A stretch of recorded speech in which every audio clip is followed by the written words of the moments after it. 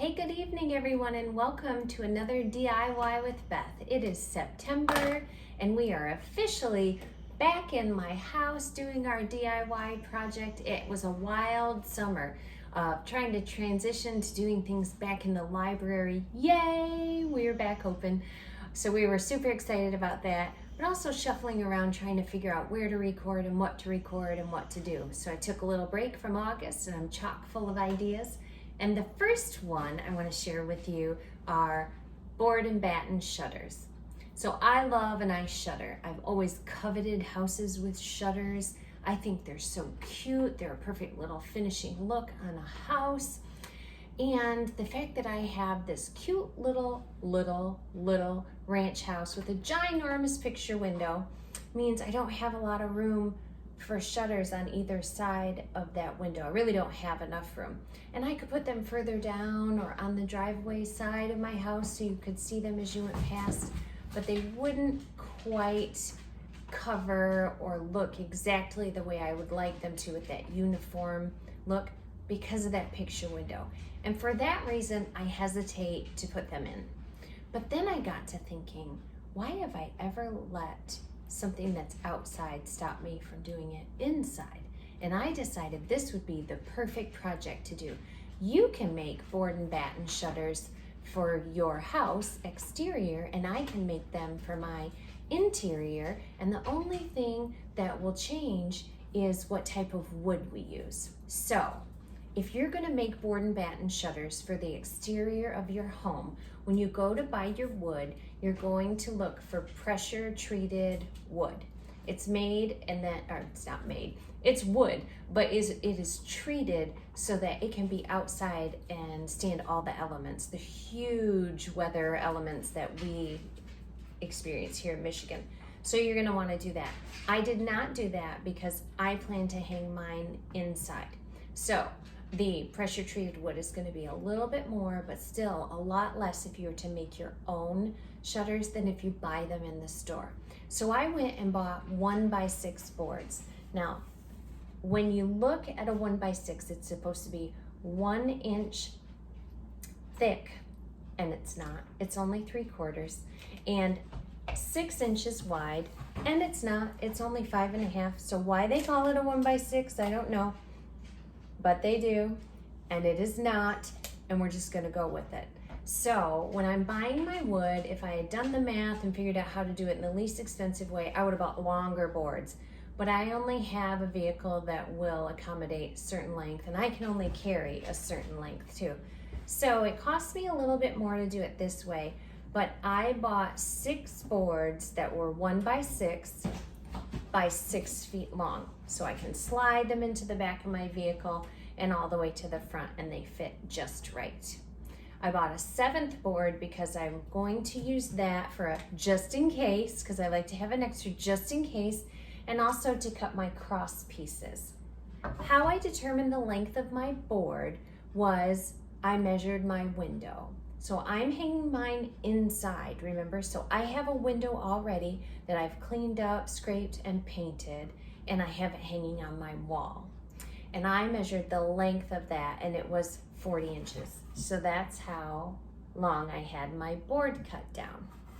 You can get your boards cut right at the lumber place. So whether you do Menards, Lowe's, Home Depot, I believe they all 3 offer that service. I generally go to Lowe's, but full disclosure, I have a chop saw here, so I did cut my own.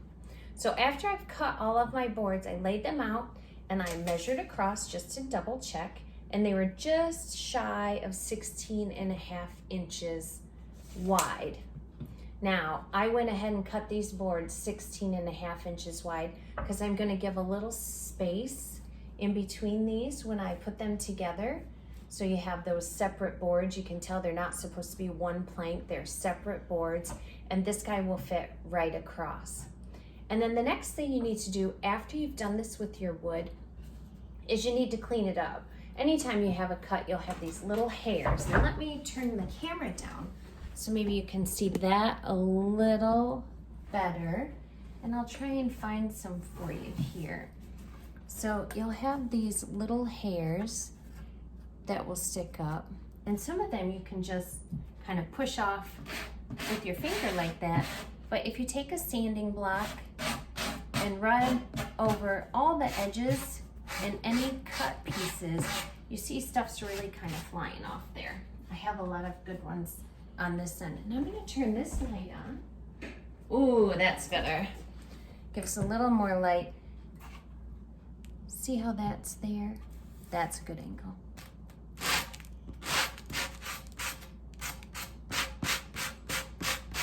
I just want to smooth all that rough stuff off. And if I went this way, it's going to chip back. But if I go on the edge, on an angle, it's going to get all of it. So I'm going to do this. Get them all done.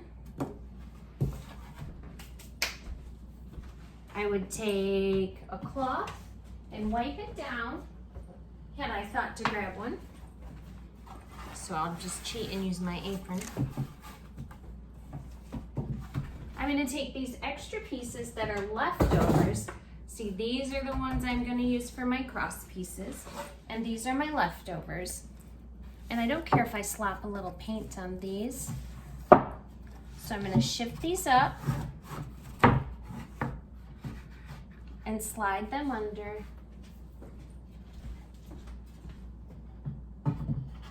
And then I have to prime my boards. Because even though they're inside, you have to prime so your wood will stop just soaking up the paint. The primer creates a barrier and kind of gives something for your paint to adhere to. Next, I'll take my Kills primer, and I like to use Kills. There's no specific reason why. I think it has good coverage. That would be my specific reason why.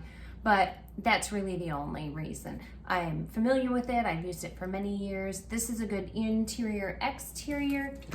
I'm gonna give it a good shake. And let's pop it open. Grab my screwdriver. I'm gonna use the flathead side of my screwdriver to loosen this up.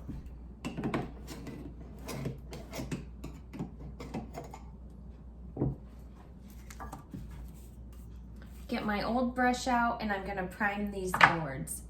This takes an hour. It's gonna take an hour for it to dry completely. And then I have leftover exterior semi-gloss paint. Yes, I'm putting mine inside, but it doesn't matter to me whether it's interior or exterior. It's important that you get exterior when you're using something outside, because if you don't, again, that wear and tear on the wood, the paint will peel. It's just not gonna last how you want it. So we're gonna prime this, wait an hour, paint it, wait an hour or so, see how it's looking. And if we have to do a second coat, we will. But we'll be right back after that. And we're gonna go on with our next step in just a sec and show you how we begin to put all of this together to make you your custom board and batten shutter. Now that we have primed and painted our boards, everything is dry, we are going to start piecing it all together. The first thing I'm going to do is give myself a little space with some nickels. You can use those paint stirrers. I don't know if my board is a little warped. I'm thinking it is, or if it's my table. Distinct possibility. But we're gonna work with it instead of against it. So I'm gonna make these little spaces here with my nickels. That's about how big I've determined I want them. You can use paint stirrers if you want a more defined space in between your boards. There's no right or wrong. It's your aesthetic, your home. So it just depends on what look you like. And you don't have to do a space at all, honestly. You could tighten them right up together. Very sweet looking little shutter there. I like that look, sort of like shiplap, you know, where you have the little gap. So I'm okay with that. Now, the next thing I'm going to do, because I know that my boards here are all 5.5, I'm going to go in about 2 3/4 I make a little mark. I've measured halfway down my board and made a mark, and 2 3/4 from the end. And then I laid my board down and kind of eyeballed where my gap will be. Went the 2 3/4 across, 2 3/4 down to get my center point, so I know where I'm going to nail my boards in. And I did that on both boards. Let me turn this light on and see if it makes it a little better. The lighting is not fabulous in here for this, but you can see like this little tiny mark. It doesn't have to be big. And I'm honestly gonna cover that up. So I have these boards already measured. Then I'm going to come and I eyeballed it to see about where do I like this? Where do I like this? And I determined I liked it best when it was about 6.5 inches up from the bottom.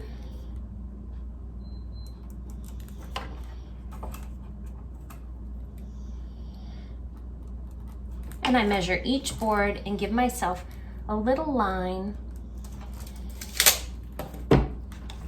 so I can then match up the bottom end of my boards and go all the way across. And that's pretty even. So I'm gonna do the same at the top, just so I get an idea of my mark. 6.5, 6.5, 6.5. And now, because I'm doubting myself, because I was looking at it upside down, did I do 6.5 or 5.5? I did 6.5. Okay, so I have that laid out. I like to do a dry run before I adhere anything or nail anything into place. So I'm liking the way this lines up.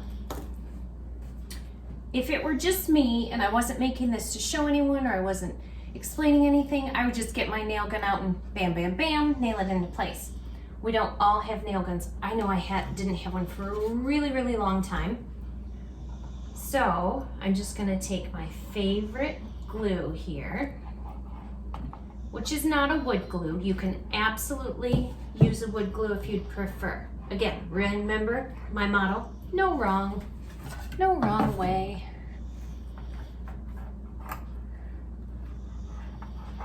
Making a nice zigzag line. I just want something to kind of hold it in place. I'm not sure. Yeah, you can see that just a little bit there. And I'm gonna lay my board down. The nice thing about the glue is I can smush it around a little bit. It's gonna be kind of forgiving. Make sure I don't overlap on one end and not go to the other. Set that. E6000 dries really very quickly. I could probably within a half hour or so call this good and dry, but I don't want to wait because you guys are waiting with me. So we're gonna pretend like it's dry and we're gonna hope I don't move things too much. And it's gonna get pretty loud here for a minute while I nail these into place. So I've already marked where I need them and I'm gonna put my nail just beside my mark because I have a little finishing touch that I'm gonna put right over that spot. And I want that to be completely centered. And I'm just tapping my nails in to get them started. Make sure my board hasn't moved, and you know it did. And then make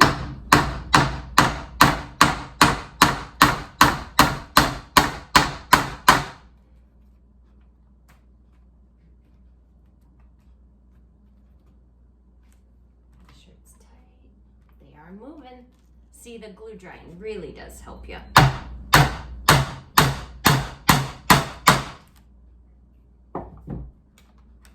this board wiggled around. And again, if it was dry, there'd be no movement at all, but it's not. This is wiggled around. Of course, this is the end that it's a little warped on. So this one's gonna be a bit of a challenge anyway. That's okay, we love a challenge. Get those snugged up nice and tight. Tap these 3 nails into place. Close to that mark, but not right on it.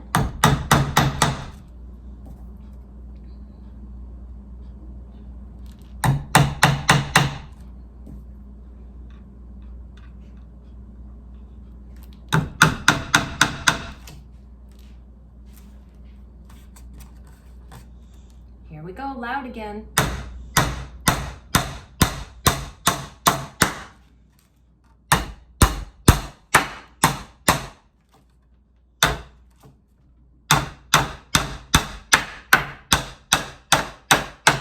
All right, our board is together.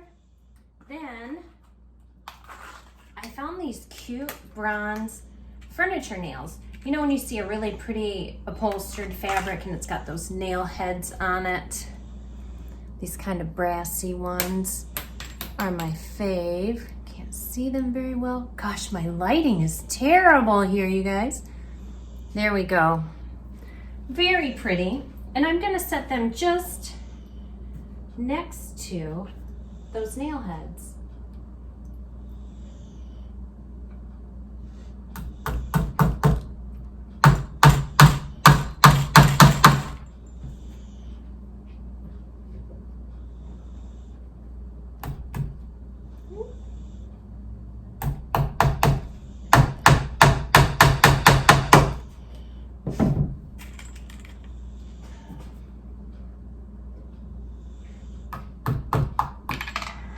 Woo.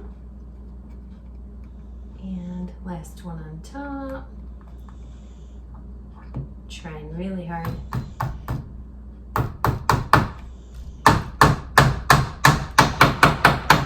Not to smash my fingers. I've done so well, you know, it's gotta go wrong at some point.